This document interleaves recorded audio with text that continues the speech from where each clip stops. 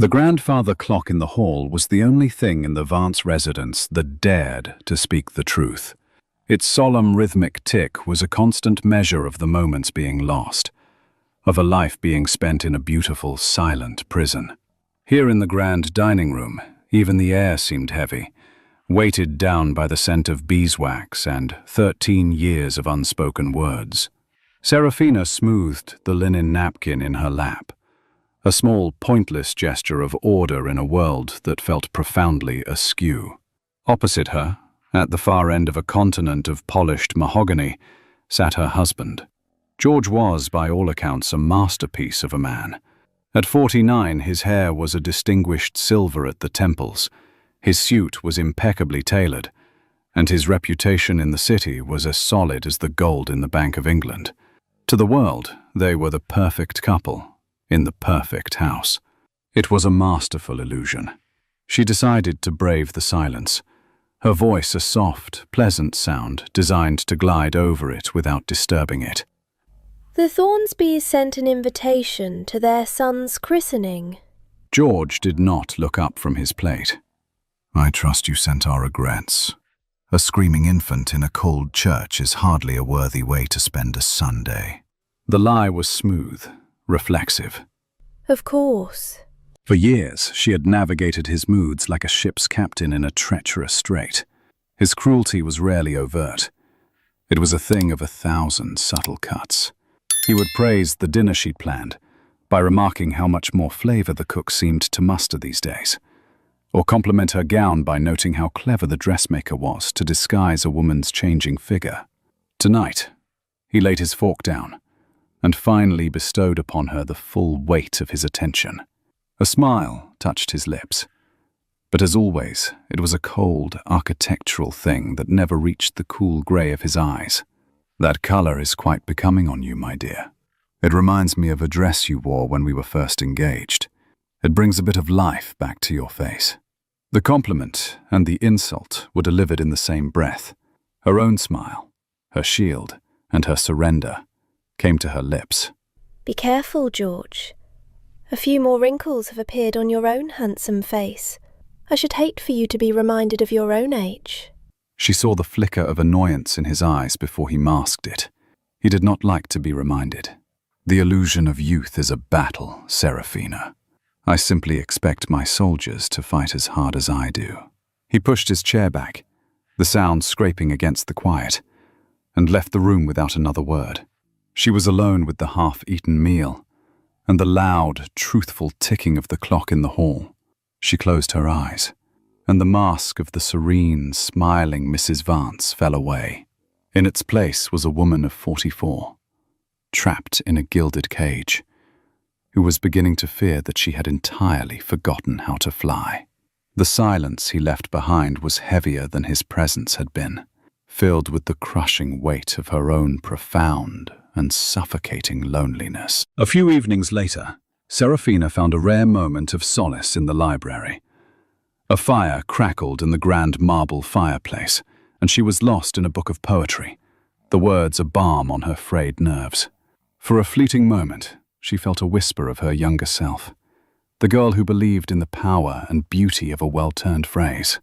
The peace was shattered when George entered, a glass of brandy in his hand. He stood by the fire, watching her. Still reading that sentimental nonsense, I see.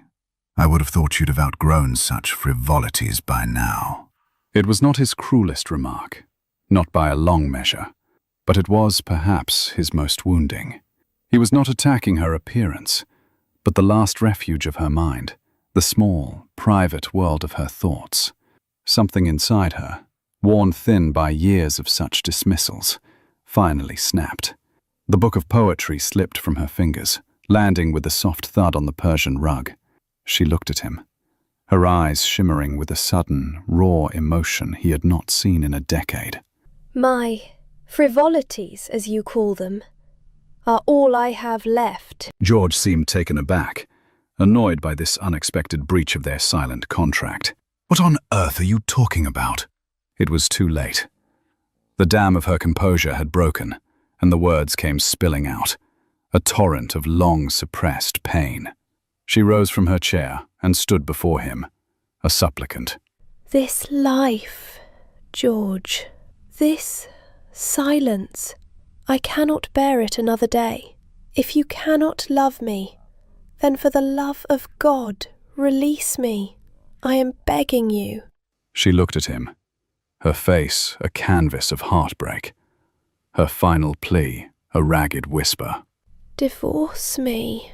He stared at her for a long moment, his expression not of sympathy, but of cold, hard appraisal. He took a sip of his brandy, the picture of detached control. When he finally spoke, his words were not just a refusal. They were the locking of a cage door. Do not be hysterical, Serafina. You are my wife. There will be no divorce. Why? Why would you keep me here if you so clearly despise me? He looked at her as if explaining a simple point of finance to a child. Because Avance does not divorce. We do not air our laundry in public. We do not fail. You will remain my wife, and you will do your duty. The subject is closed. He finished his brandy, placed the glass on the mantelpiece with a decisive click, and walked out, leaving her standing in the firelight. The hope she had foolishly allowed to flicker in her heart was extinguished, leaving behind only the cold, hard certainty of her fate. She was not his wife. She was his possession. And she now knew, with a terror that stole the very breath from her lungs, that there was no escape. The week following her plea was a study in profound coldness. The silence in the house was no longer empty. It was a thick, suffocating blanket of George's victory and her defeat. They moved through their days like ghosts, sharing meals without a word, occupying the same space without ever truly meeting. Serafina felt as though she were living underwater, the weight of her failed rebellion pressing down on her from all sides. On Thursday morning, she was arranging flowers in the drawing room when George entered, a stack of correspondence in his hand. He stood by the window, sifting through the envelopes, and spoke as if discussing the weather. We have received an invitation to the Ashworths' annual ball. It is next Saturday. I have already sent our acceptance. Serafina placed a white rose into the vase, her hand steady despite the tremor that ran through her. After the finality of their last conversation, the idea of being paraded in public as his wife was a fresh, exquisite form of torture. For the first time, she did not acquiesce. I will not be going. He stopped shuffling the letters.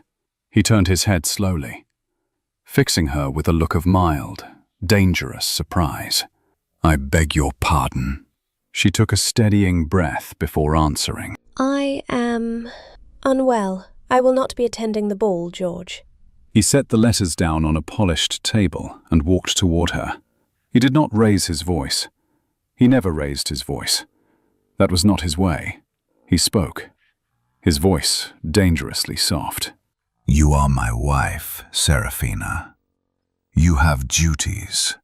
Our son, Thomas, is enjoying his time at university, is he not? His fees, his allowance for books and social engagements, they are all quite substantial.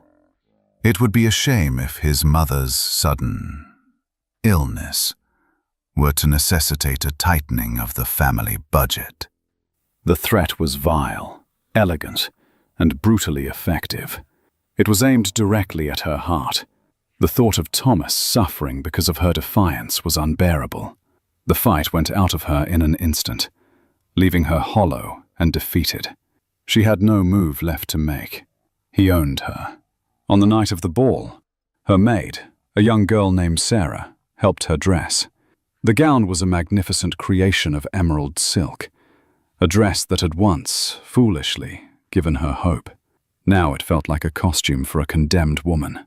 The maid's eyes were wide with admiration in the mirror's reflection.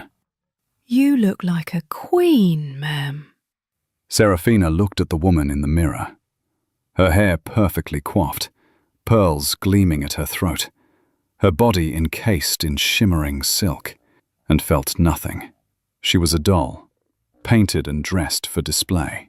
She descended the grand staircase to find George waiting in the foyer. He looked her up and down, his gaze not of admiration, but of critical, proprietary ownership. A thin smile touched his lips. Acceptable. Let us hope you can maintain that composure for the entire evening. Do try not to look as though you are on your way to a funeral. As he held the door open for her, she realized with a chilling certainty that she was. It was the funeral for the last, hopeful part of her own soul. The Ashworth's ballroom was a glittering, swirling galaxy of London society. Hundreds of candles blazed in the chandeliers, their light glinting off diamond necklaces and polished medals. The orchestra played a lively waltz, a joyous sound that felt like a personal mockery to Serafina. She stood at the grand entrance, a statue in emerald silk, her arm linked with a husband who had not spoken a word to her during the entire carriage ride. They had barely stepped onto the polished floor when George unlinked his arm from hers. Enjoy yourself. I have business to discuss with Lord Ashworth. And with that, he was gone, absorbed into a sea of black tailcoats, leaving her utterly alone in the crushing crowd. She watched him for a moment, saw him laugh and shake a man's hand. The perfect picture of a charming, successful man. No one would ever guess the cold cruelty that lay beneath. Feeling the weight of 100 pairs of eyes, she found a quiet alcove near a potted fern. It was here her cousin, Charlotte, found her. Charlotte was a kind, round-faced woman, whose eyes held a genuine warmth that was so rare in their world. She took Serafina's hands in her own. Serafina, dearest, are you well? You look ethereal, as if a strong wind might carry you away. Serafina summoned the mask she wore so well. Just a little tired, Charlotte. These events can be so draining. Charlotte's gaze was searching, full of a perception that made Serafina want to weep. If you are ever more than just a little tired, you know that our home at Greyfell is always open to you. My husband is away on business often. There is always a quiet room and a friendly ear. The offer was a lifeline she could not grasp. Not yet. Overwhelmed by her cousin's kindness and the suffocating noise of the ball, she needed to escape. You are too kind. Forgive me, I need a moment of air. She slipped away, leaving Charlotte looking after her with worried eyes. She did not go to the terrace, but wandered deeper into the house, down a long, quiet corridor, where the sound of the waltz faded to a distant murmur. The hallway was dimly lit by gas sconces, the portraits of long-dead ancestors watching her with vacant eyes. At the far end of the hall she heard a sound, a low, feminine laugh, quickly muffled. It came from behind a heavy oak door, one that was not quite closed. A sliver of light cut across the runner on the floor. A dreadful, inexplicable curiosity pulled her forward. She told herself it was servants, that she should turn back, but her feet kept moving. She crept to the door, her heart a cold, heavy stone in her chest. Peeking through the gap, she saw a small, private study. A fire burned low in the grate. A champagne bottle sat on a desk, and before the fire, on a chaise lounge, was a woman with vibrant red hair, her bare shoulders gleaming in the firelight.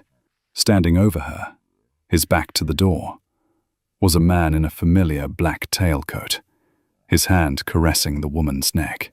It cannot be, she thought, her blood turning to ice. I am mistaken. Then the woman spoke, her voice a purr of contentment. George, darling, when will you be rid of that dreary wife of yours? It's all so tiresome. Serafina stifled a gasp, her hand flying to her mouth. She felt the world tilt on its axis. And then she heard her husband's voice, the same voice that had condemned her just days before, now laced with a cruel, dismissive amusement she knew so well.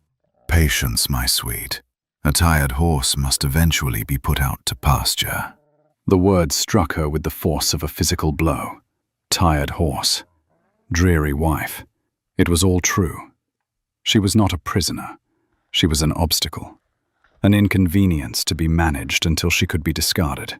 She did not make a sound.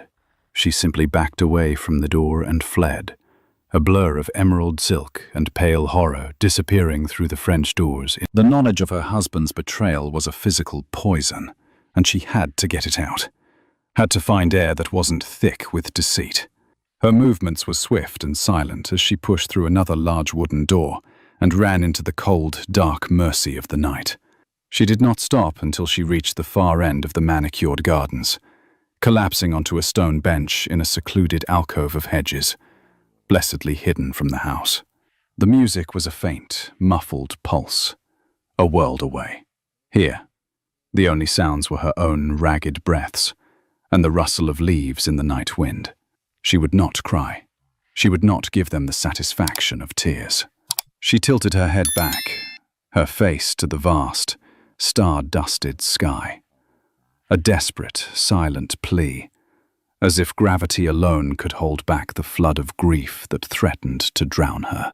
From his vantage point near the grand staircase, Philip Croft saw her desperate retreat. His curiosity, a formidable force, was piqued. A woman with such profound composure does not break without a significant cause. Instead of following her, he decided to investigate the source. He walked the length of the quiet corridor from which she had emerged, noting the single door left ajar. He paused, hearing the low murmur of voices from within. He glanced through the gap, his eyes narrowing as he took in the scene. George Vance with a half-dressed woman. He now understood the source of the lady's horror completely. With a look of cold, mischievous purpose, he pushed the door fully open without knocking and leaned against the frame, making his presence known. He let a slow, deliberate smile grace his lips as George and his companion froze in shock. Philip's voice, when he spoke, was laced with a cool, cutting sarcasm. "My apologies for the intrusion. One hates to interrupt a private moment." He paused, letting his gaze drift pointedly over their state of undress. "Though one would think a man of your standing could afford a room at a hotel for such matters. It would certainly be more comfortable than a dusty study. And, by the way, since she is your wife, you could simply wait until you get home. Shame on both of you." He gave a slight, dismissive nod to the stunned couple, pulled the door closed with a soft click, and left them to their shame.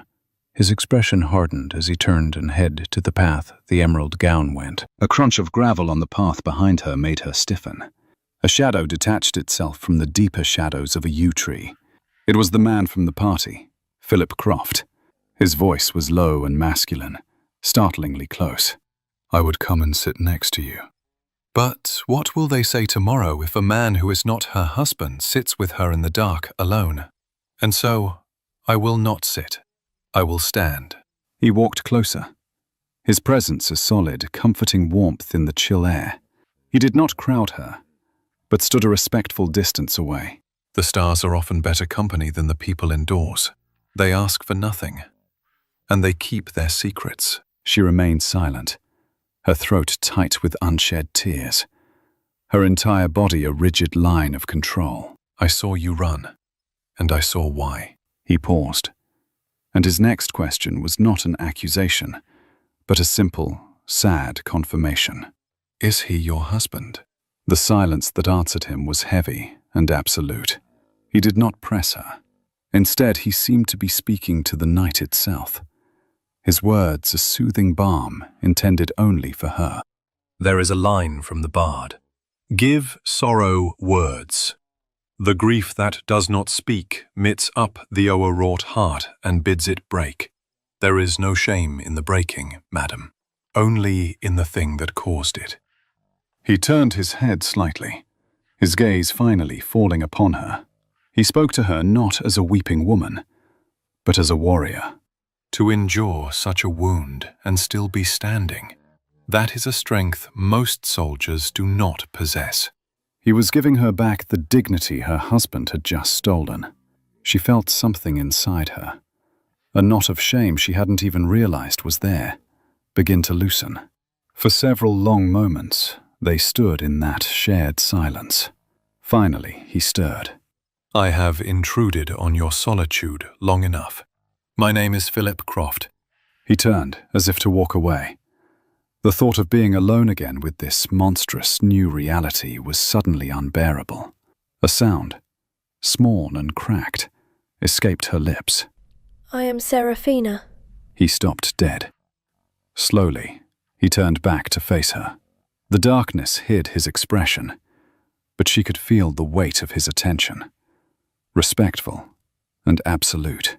"It is a pleasure to meet you, Mrs. Seraphina." He executed a perfect, formal bow, an elegant gesture of respect that felt more sincere than any compliment she had ever received. And then, he turned and walked back toward the distant lights, leaving her alone in the garden. She was still in the dark, still shattered, but she was no longer entirely alone. A single, fragile spark of warmth had been lit in the ruins of her heart. The morning after the ball was a quiet, brutal affair. Seraphina awoke with a cold resolve solidifying in her heart. She would not be a ghost in this house a moment longer. She would take Charlotte up on her offer. She found George in the morning room, reading his newspaper as if the night before had never happened. She stood before him, her hands clasped to stop them from shaking. George, I have decided to go and stay with my cousin Charlotte at Greyfell for a time. I will be leaving this afternoon. He lowered his newspaper, a look of mild surprise on his face that quickly morphed into a smile of feigned concern. It was a chillingly convincing performance. My dear, what an excellent idea. Truly. The country air would do you a world of good. He stood and walked over to her, tilting her chin up with his finger to inspect her face. His touch was cold. You have been looking so strained lately. Your eyes, a bit sunken. A month or two away from the pressures of the city is just what you need to restore your bloom. He was delighted to be rid of her. He was exiling her from her own home under the guise of kindness. The cruelty of it was breathtaking. Every word was a reminder that he found her old, tired, and undesirable. I will have my things packed. The train journey north was a passage from one world to another. With every mile that rattled by, the sting of his cheerful dismissal began to fade, replaced by the simple, clean feeling of escape. Greyfell Estate was a magnificent country house of warm, honey-coloured brick, nestled in a valley and surrounded by sprawling gardens. As her carriage pulled up the drive, her cousin Charlotte was already descending the front steps to greet her, her face a welcome beacon of warmth. Charlotte did not bombard her with questions. She simply opened her arms and enveloped Seraphina in a firm, comforting hug. Later, they sat with tea in a sun-drenched drawing room. Seraphina's voice emerged, a fragile whisper. He was glad to see me go. Charlotte reached across the table and took her hand, her grip gentle but firm. Then he is a bigger fool than I imagined. This is your home, for as long as you need it to be, Seraphina. Just rest. That night, in a beautiful guest room with floral wallpaper and a soft, comfortable bed, Seraphina walked to the window. She looked out at the peaceful moonlit gardens. A single tear traced a path down her cheek. It was not a tear of rage or pain. It was a tear of pure, unadulterated relief. The bars of her cage had not vanished, but for the first time in a very long time, she felt she had found a safe place to land. A week at Greyfell passed like a gentle dream. Under Charlotte's quiet, unobtrusive care, the deep lines of exhaustion on Seraphina's face began to soften. She spent her days reading in the sun-drenched library or walking the sprawling, beautiful gardens, feeling the tight knot of anxiety in her chest slowly, cautiously unfurl. One afternoon, Charlotte found her in the rose garden. My dear, I must warn you. My husband's grandmother is descending upon us for dinner tomorrow night. She is a formidable old creature, but her bark is worse than her bite. And my husband's cousin will be joining us as well. Seraphina felt a jolt, a nervous flutter in her stomach. Oh, Charlotte, I don't think I'm quite ready for company. Charlotte simply smiled. It is only family. And besides, She added, her eyes twinkling. you cannot hide in this garden forever. The next evening, Serafina found herself in a drawing room filled with the warm chatter of a happy family. She saw him almost immediately, standing by the fireplace, speaking with Charlotte's husband, Philip Croft. He looked up as she entered, and their eyes met across the room. He gave her a small, almost imperceptible nod of acknowledgement, a silent promise of kindness. Charlotte soon brought him over. Mr. Croft, I don't believe you have been formally introduced to my dearest cousin, Mrs. Serafina Vance. Philip took Serafina's hand. His touch was warm and firm. He raised it to his lips, his gaze never leaving hers. We have had the pleasure, yes. Charlotte laughed. Of course you have. Philip has a habit of finding the most beautiful woman in any room. He is a dreadful flirt, Serafina, so be warned. After dinner, the guests retired to the music room. At Charlotte's insistence, Serafina found herself seated at the grand piano. Her fingers, hesitant at first, found the keys as if greeting old friends.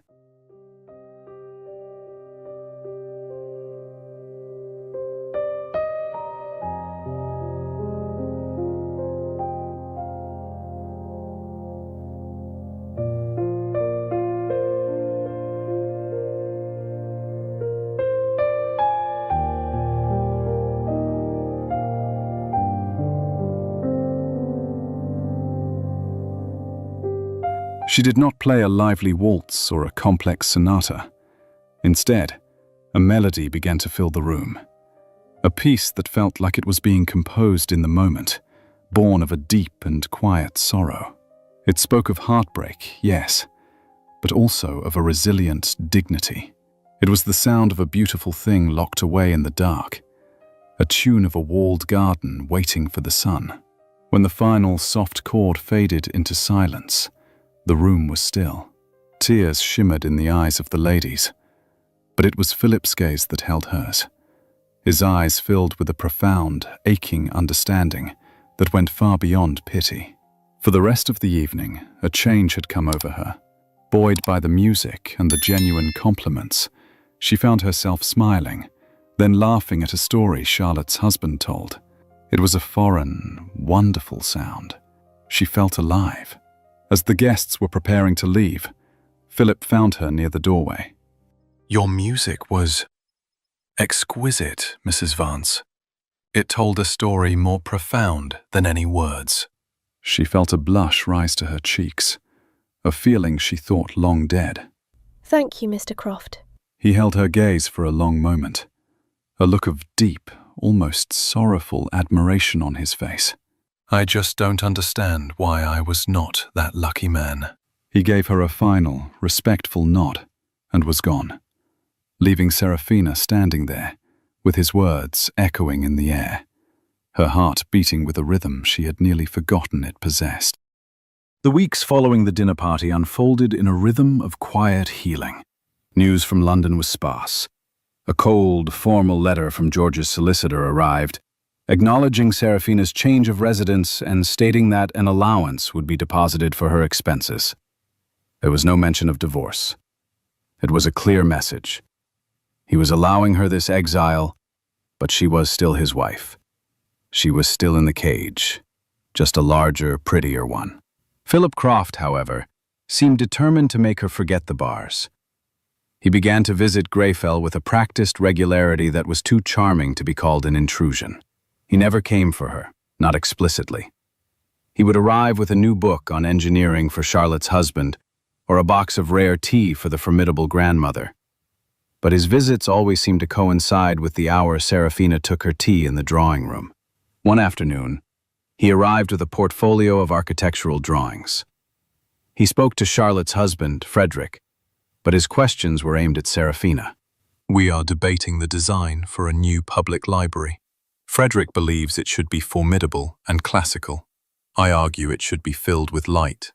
Mrs. Vance, as a reader, She was taken aback at being asked for her opinion on such a serious matter. I have always thought a library should feel like a sanctuary. Light would be essential for that, I think. Philip beamed, his smile genuine and warm. You see, the lady has taste and sense. Later that week, Charlotte conveniently developed a headache just as Philip was suggesting a walk to admire the late-blooming roses. Serafina found herself alone with him on the gravel path of the garden, a nervous flutter in her chest. He spoke of his travels, of building his business, of the wild, beautiful landscapes he had seen in America. He spoke to her not as a fragile, broken thing, but as an equal, an intelligent woman whose company he enjoyed. The unspoken rule between them was firm. Their conversation was a delicate dance, never touching upon her marriage or the night of the ball. As they walked, he pointed to a particularly beautiful rose. The color reminds me of a certain gown. She felt a blush rise to her cheeks. As she reached out to touch the velvety petal, her fingers brushed against his. The touch was brief, accidental, but it sent a jolt of electricity through her. She drew her hand back quickly. She saw a faint flush on his own cheeks, a hint of awkwardness in his confident demeanor that made him seem suddenly, wonderfully human. Forgive me. It is nothing. He would leave soon after, with a formal bow and a promise to return with a seed catalog for Charlotte. But Serafina would be left with the ghost of his touch on her skin and the undeniable warmth of his attention. He was slowly, patiently, and respectfully laying siege to the walls she had built around her heart, and she was terrified to discover that she hoped, more than anything, that he would succeed. The gentle rhythm of their courtship continued for a month, a fragile, unspoken thing, built on shared walks and quiet conversations. Serafina found herself looking forward to Philip's visits with an eagerness that both thrilled and terrified her. He was meticulously respectful, never overstepping the careful boundaries of their situation, yet his presence was a constant warm flame in the quiet halls of Greyfell. One afternoon, he arrived with a flat, beautifully wrapped parcel. He found her in the music room, idly tracing the keys of the piano. I was in the city and saw this. I thought of you immediately. He presented the gift to her. Inside was a magnificent leather-bound journal, its pages filled not with lines for words, but with pristine, blank musical staves. On the first page, in elegant script, was an inscription, "For the stories that have no words." It was a deeply thoughtful, personal gift, born of the memory of her playing at the dinner party. But for Serafina, whose soul was still a landscape of raw wounds, the gesture felt prescriptive. It felt like a project, a task. It was a beautiful, expensive reminder of the person she used to be, and a glaring spotlight on the empty, silent woman she felt she had become. The ghost of George's voice echoed in her ears, listing her every failure. Her voice, when she spoke, was suddenly cold. This is very extravagant, Mr. Croft.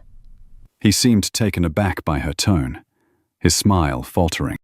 I hoped you would like it. Charlotte mentioned you used to compose. What I used to do is of no consequence. I do not need you to remind me of it. She pushed the journal back towards him across the polished table. I do not know what game you are playing, but I am not some broken thing for you to fix. I am not a charity case for you to save. The accusation struck him with the force of a physical blow. He stared at her, his face pale with shock, his eyes filled with a deep, profound hurt that silenced her instantly. The confident, sometimes mischievous man was gone, replaced by someone raw and vulnerable.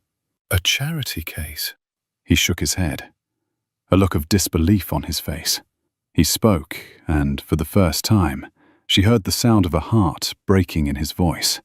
Do you truly think so little of me, after all this time? That this is some project? That you are a gain to me? I am not pitying you, Serafina, I am— He stopped himself, unable or unwilling to say the words that hung, shimmering and dangerous in the air between them. He simply stared at her, his pain a raw, open wound. Then, with a curt, formal nod that was a world away from his usual warmth, he turned and walked out of the room. The beautiful journal lay on the table, a testament to his kindness and her cruelty. Serafina stood alone in the silent room, the echo of his wounded voice ringing in her ears, horrified at the pain she had inflicted and utterly lost as to why. A week of agonizing silence passed. Philip did not visit. The beautiful music journal sat on Serafina's dresser, a constant, silent rebuke. In the quiet of Greyfell, with no husband to blame for her misery, she was forced to confront the truth. The cruelty in the music room had been entirely her own. Her reaction had not been about his gift, but about her own feelings of worthlessness. The poison George had poured into her for years had finally spilled out onto the one person who had shown her kindness. The shame was a physical weight. He arrived on a Tuesday afternoon, unannounced. When he was shown into the drawing room, he looked tired, his usual confident energy replaced by a strained formality. The air between them was thick with the memory of their last harsh words. It was she who broke the silence. Mr. Croft, I am glad you came. I have been hoping for an opportunity to... She faltered, the words catching in her throat. I owe you an apology. She finally met his gaze, her own eyes shimmering with unshed tears. Your gift was the kindest, most thoughtful gesture I have received in years. My reaction was monstrous.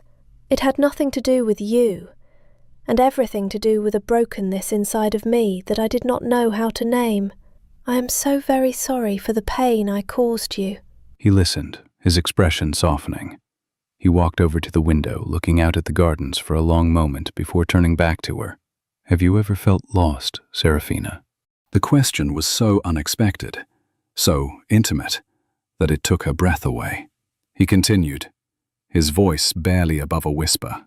At this present time, I am feeling lost. It is as if I am traveling a path that I am not sure leads anywhere, as if the destination I am seeking may not want to be found. It was the most beautiful, heartbreaking confession. He was not talking about a path. He was talking about her. He was laying his heart, in all its hopeful, wounded vulnerability, at her feet. She felt a powerful urge to go to him, to comfort him, but the old fears, the ghost of George, rose up like a wall. Philip, what you are looking for, you will not find it with me. How can you say that? She finally gave voice to the fear that had been poisoning her since she first learned his age. You are a man of 40, with your entire life ahead of you. I am a woman of 44, still married to a cruel man, with a life of ruin behind me. The world sees me as old and tired. Soon you will too. He looked at her, utterly stunned, as if the thought had never occurred to him. He, a man who could command boardrooms and bend markets to his will, was completely disarmed. He opened his mouth to speak, but no words came out. A faint, dark blush crept up his neck. That is the most ridiculous thing I have ever heard. But he had no grand poetic argument to counter her logic. He just stood there, his profound, honest feelings for her warring with his inability to find the words to make her believe him. And in his awkward, flustered silence, she saw a sincerity more powerful than any speech. The days following Philip's confession were a quiet agony of unspoken feelings. He continued his visits to Greyfell, but the easy warmth between them had been replaced by a strained, careful politeness. Serafina, terrified by the depth of her own emotions and his, kept a polite distance. Philip, respecting her fear, did not press. They orbited each other like distant stars, close enough to feel the pull, but too far to offer any light. One bright, crisp autumn afternoon, a carriage crunched up the gravel drive. Serafina, reading on a bench in the garden, looked up to see a sight that made her heart leap. Her son, Thomas, handsome and vibrant at 19, was stepping down onto the drive. Before she could rise, however, Thomas was intercepted. He had asked a groom where to find his aunt, and the groom had pointed toward the stables, where the master of a neighboring estate was inspecting a new stallion. Thomas, an able horseman himself, strode toward the stables with youthful confidence. He found a tall, well-built man in riding clothes, speaking with the stablemaster. The man had an air of easy authority and a kind face. Thomas approached him. A magnificent animal, a thoroughbred if I'm not mistaken. The man turned, and his eyes, a startlingly intelligent blue, lit up with a friendly smile. It was Philip Croft. He is indeed. Are you a horseman? I try to be, sir. Thomas Vance. My aunt is Charlotte, the lady of the house. Philip's smile widened slightly. The irony was not lost on him. He extended a hand. Philip Croft. A pleasure to meet you, Mr. Vance. Your mother has mentioned you. Before Thomas could process this, Seraphina was hurrying toward them from the garden, her face alight with a joy Philip had never seen. Thomas, my darling boy, what are you doing here? Thomas embraced his mother warmly, his face full of love. When he pulled away, he looked from his mother's radiant face to the kind, impressive man standing beside her, and back again. A slow, dawning comprehension began to spread across his features. Seraphina, flustered but happy, made the formal introduction. Thomas, this is our neighbour, Mr. Philip Croft. Mr. Croft, this is my son, Thomas. Philip simply nodded, his smile never wavering, letting the young man connect the pieces. He saw the flicker of surprise in Thomas's eyes, followed not by suspicion or anger, but by a look of profound, thoughtful curiosity. The three of them stood in the bright afternoon sun, a tableau of the past, the present, and the potential future. Seraphina's two worlds had just collided, and she held her breath, waiting to see what the outcome would be. That evening, at Philip's suggestion, he was invited to stay for dinner. The atmosphere was transformed by Thomas's youthful energy and Philip's easy charm.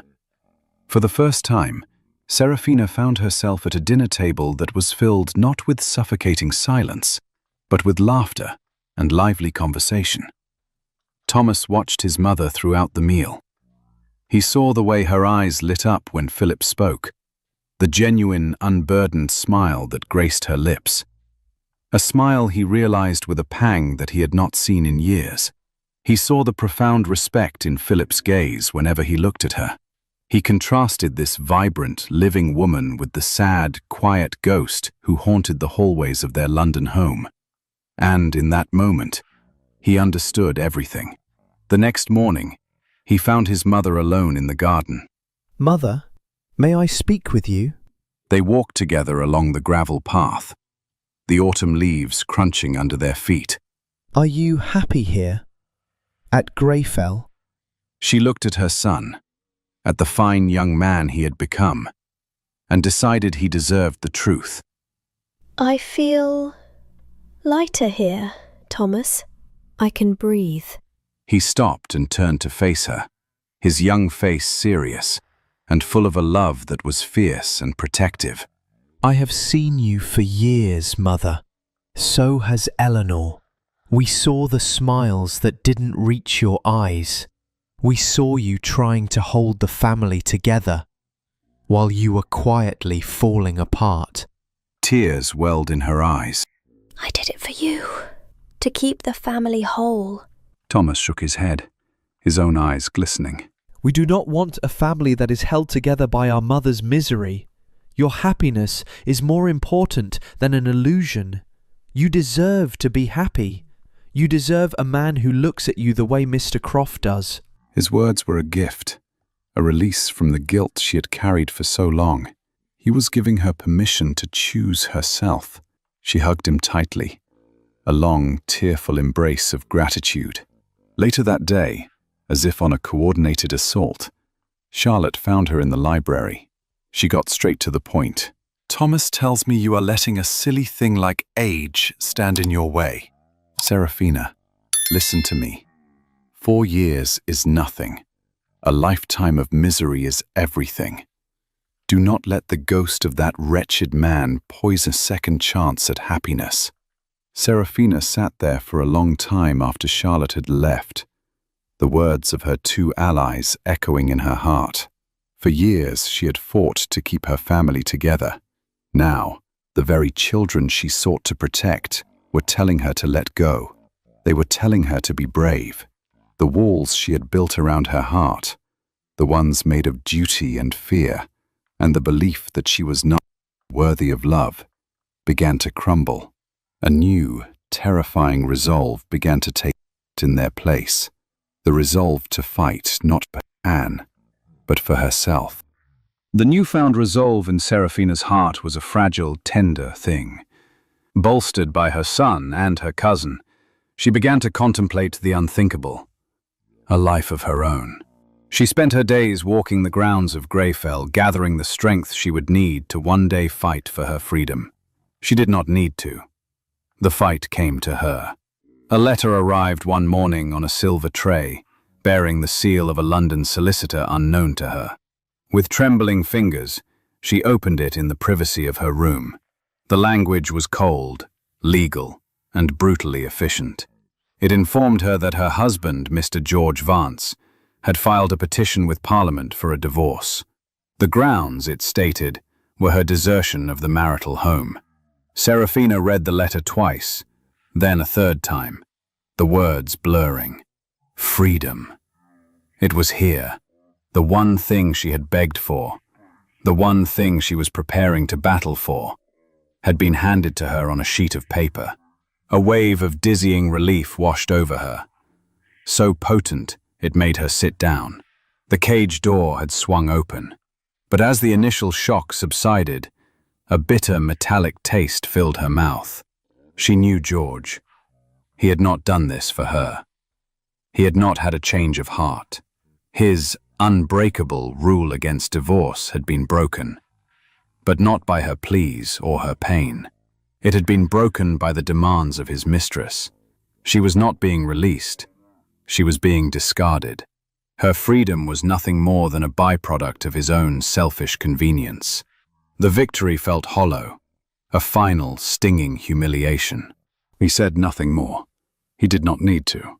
The legal barrier between them was dissolving, and in its place, a new, terrifying, and wonderful question hung in the air.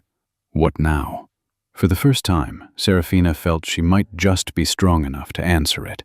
The news of the impending divorce settled over Greyfell, not with a sense of celebration, but of quiet, profound change.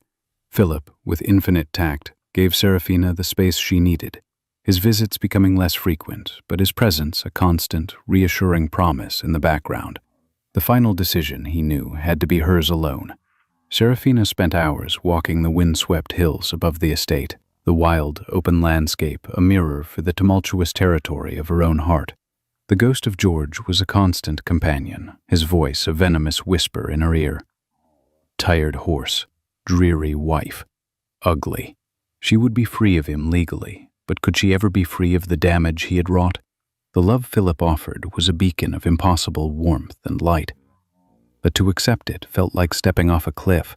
What if her fears were right? What if, in 5 or 10 years, he too would see her as old and tiresome, and leave her for a younger woman? To survive that abandonment a second time would surely be impossible. The safe path was to remain here at Greyfell, a quiet, dignified widow of a marriage, respected but alone. Safe. One afternoon, a letter arrived for her. It was from Thomas. "Dearest Mother," it read. "Father informed me of the divorce. I will not pretend to understand his reasons, but I understand yours. All I have ever wanted is your happiness.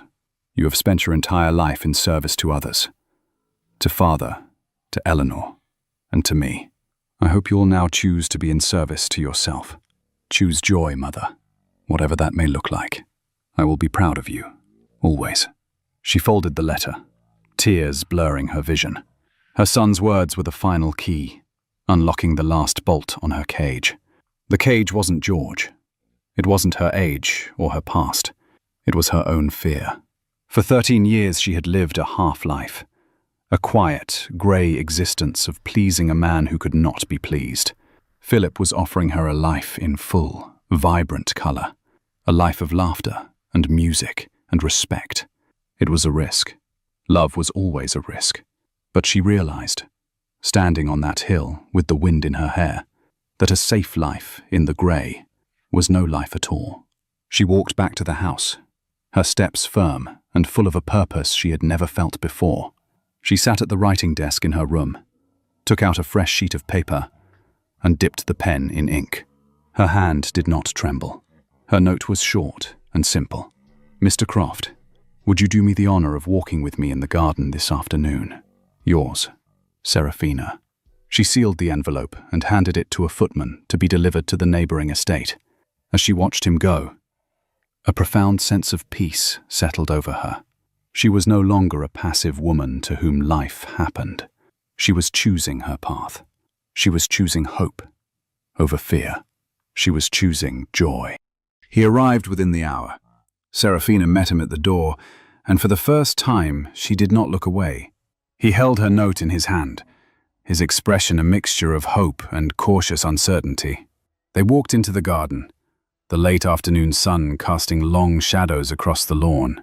They did not speak at first, the silence between them no longer strained, but filled with a profound, unspoken understanding. It was Seraphina who finally broke it, her voice clear and steady. Thank you for coming, Philip, and thank you for your patience. He stopped and turned to face her, his gaze searching her face. "I would wait a lifetime, Seraphina."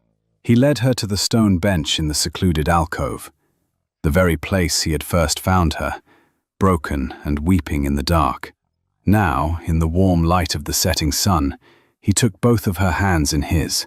His were strong and warm. "I told you once that I was lost. I am not lost anymore. I have found the destination I was seeking. I have found you." He knelt before her on one knee, his blue eyes shimmering with an emotion so powerful it made her heart ache with joy. "I know the law must run its course, but my heart cannot wait another day to know its fate. Seraphina Vance, you are the most courageous, beautiful, and authentic soul I have ever known. When you are free, will you do me the profound honor of becoming my wife?" Tears streamed freely down her cheeks now, but they were tears of pure, unadulterated happiness. The ghosts of the past, the whispers of George, the fears of her own heart, they all vanished in the face of this beautiful, kneeling man. Yes. Oh, Philip, yes. He rose and pulled her into his arms, and the embrace was everything. It was not the tentative hug of a courtship, but a profound coming home. She buried her face in his shoulder, feeling the strength and safety she had craved for so long. When he finally pulled back, he gently wiped a tear from her cheek with his thumb. He leaned in, slowly, giving her every chance to turn away. She did not. And then he kissed her. It was not a kiss of frantic passion, but of deep, reverent tenderness. It was a promise, a vow, a culmination of every unspoken word and stolen glance. He pulled away, resting his forehead against hers. He saw the happy tears still glistening on her eyelashes. Overwhelmed by a wave of emotion so powerful it threatened to break her, her voice emerged as a bare, trembling whisper. Please, hold me. Without a word, he gathered her into his arms again, holding her tightly against his chest in an embrace that was a fortress against all the ghosts of her past. He felt her tears against his coat and murmured into her hair. "Please don't cry. I'm here." She was, and so was he.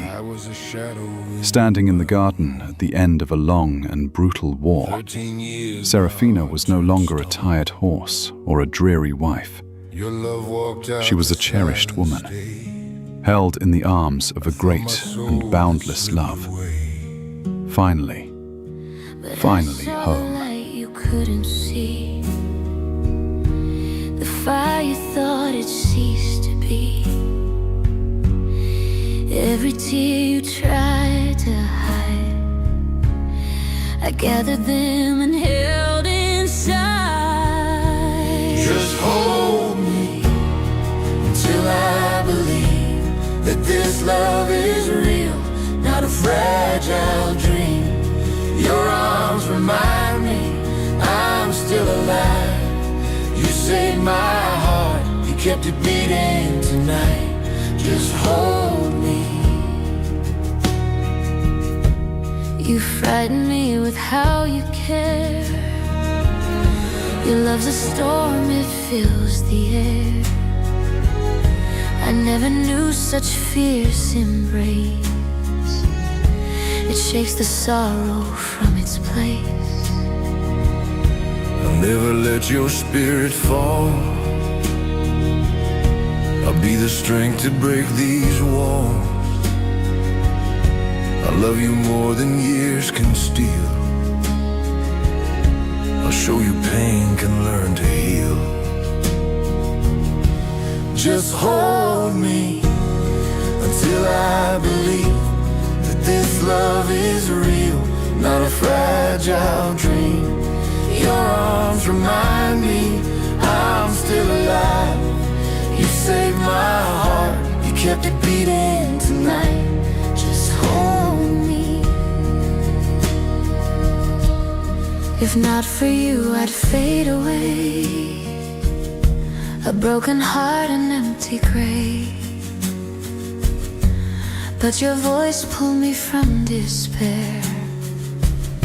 I breathe again because you're there. And if you fear my love's too strong,